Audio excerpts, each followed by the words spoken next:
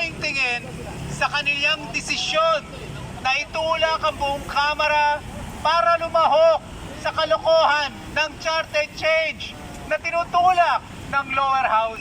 Ibig sabihin nito, ang ating mga panawagan para i-prioritize ang mga issues ng mamamayan na manggagawa tulad ng pangangailangan sa dagdag sahod, yan po will take a backseat ngayon. Uunahin na nila ang charter change na wala namang kinalaman sa pangangailangan ng mga manggagawa. Uunahin nila isang bagay na sa kahit na ano mga surveys na ginagawa ng iba't iba mga survey firms natin, ni minsan hindi binanggit ng mga mamamayan natin na kailangan ng charter change.